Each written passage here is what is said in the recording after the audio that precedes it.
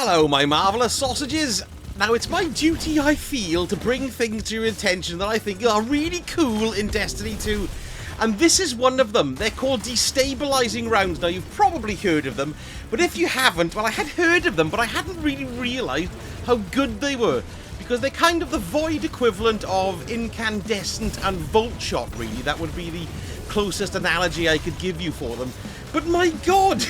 They're great! They basically spread volatile to any gits you initially kill. So you kill one guy first of all, and then the explosion turns anything surrounding him volatile. Which is brilliant in itself because you can set off lots of lovely chain reactions.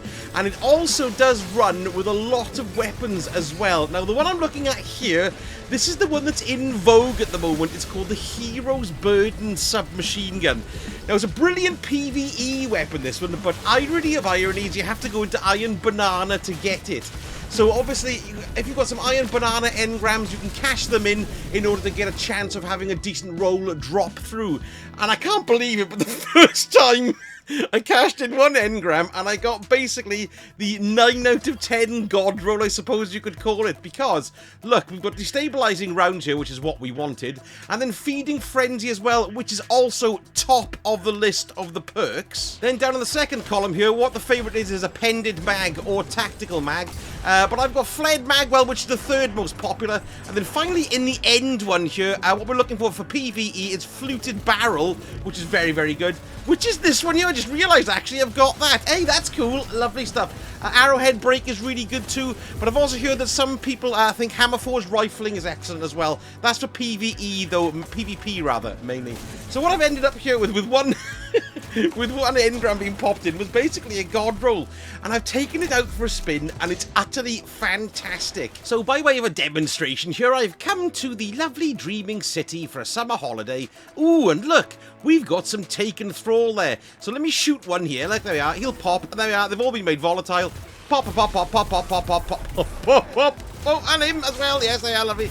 It's very, very good and effective. Got another bunch of gits coming in here as well. We'll do the same with them. There we go. Pop, pop, pop. Lovely, lovely. And bang, they've gone. This is very, very useful. Brilliant for cleaning out ads and stuff like that. But you haven't probably failed to have noticed it's been dropping void breaches there as well for me. Now, this is because of the artifact this season. So even without the artifact, this is really, really good. But with the artifact this season, my goodness me, it's absolutely crazy. Because Solstice is coming up, so you might find this lots more useful when we're going in, kicking in hordes and hordes of gits. So these three here, Unto the Breach, look, defeating a void debuff target creates a void breach. Making them volatile counts as a debuff, so that when they die, they drop the void breach.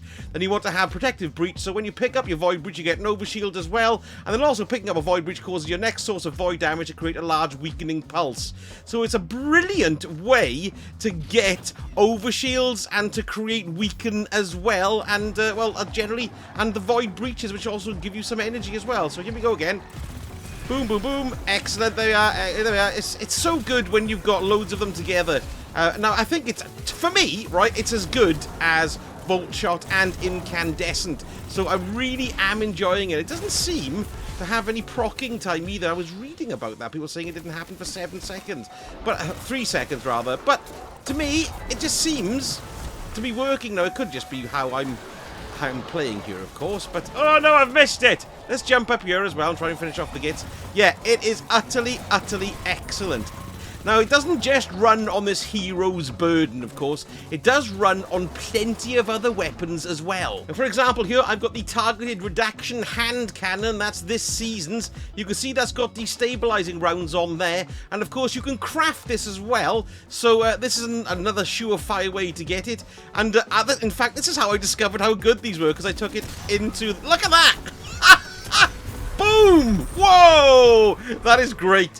Look how good that is. Sorry, I just get excited when I see things happening correctly. There are some more for you as well. It's brilliant. And then with the artifact mods, it really does make one hell of a difference. The next one I found in my arsenal that had Destabilizing Rounds is this. It's the Harsh Language Grenade Launcher. And it's Wave Frame as well, which is going to be a lot of fun. I haven't used this yet. Let's see what happens. So 1, 2, 3, and Wave Frame. There we are, they're all got their groovies on them, and yes, that's very good. Yes, there we are, excellent again. totally brilliant there, the harsh language. Very good on the groups there, look, isn't it? It does need 2 of them to proc it, though. Do you see what I mean? 1 shot to kill, then 1 shot to trigger. 1 shot to imbue with volatile, I mean, then 1 shot. Oh, it's bats! Reload again there. Excellent. Yes, that's good. I mean, the thing is, though, at this kind of level, these guys are going to be dying from the way you frame anyway. But because, you know, it's kind of lower level stuff. But you can see how many of them are actually getting it. Oh, I missed it on the ground there. You should have it now. Oh, the wave went the wrong way. See that? Then I think the pebbles and the rocks blocked it. There we go. Lovely. I took it of crafted weapons. It also rolls on this baby, the Regnant. I want to see, actually, if I can stick it on here for this one. So let's have a little look what we got here. Where are you, Destabilizing Rounds? There you are, look. Excellent. So I'm going to stick that baby on there as well. What else can we have here? I'm going to leave it there. Oh, no, Repulsor Brace. Repulsor Brace, and that is an excellent mix. Yes, I do like that. And can I have it? No, it doesn't have an advanced perk version of that, unfortunately. But Repulsor Brace does. I'm going to craft that baby here and now. Excellent. Here we are, taking the Regnant out for a spin with Repulsor Brace and Destabilizing Rounds on it. Let's see if we can get the Overshield to proc. How can we do this? Let's just shoot some gits there first. Okay, there we go. So it didn't happen there. They're all just dying too quick with it, unfortunately. Let's try that again. No, they're all just dying far too quickly from the grenade itself. Oh, no, it has worked. Yes, it's worked. It's worked. There we go. It's finally worked. Yes. So, if you've got, like, a tougher group of gits, obviously these guys are a little bit pee-wee, really, because they're just doing a normal lost sector. And now I've run out of bloody ammunition as well, which is a bit of an arse. But you can get the Repulsor Brace to proc from getting people with the Destabilizing Rounds. That's quite nice. But if you've got 2 Destabilizing Rounds on, one on the Hero's Burden and one on the Regnant, I could do this. Look. There we are. That makes them debuffed. And then if I kill them with that, hang on, let's just get the reload in. We should get our shield. Yes, we have. It worked. So you can switch between the 2 weapons to proc that overshield.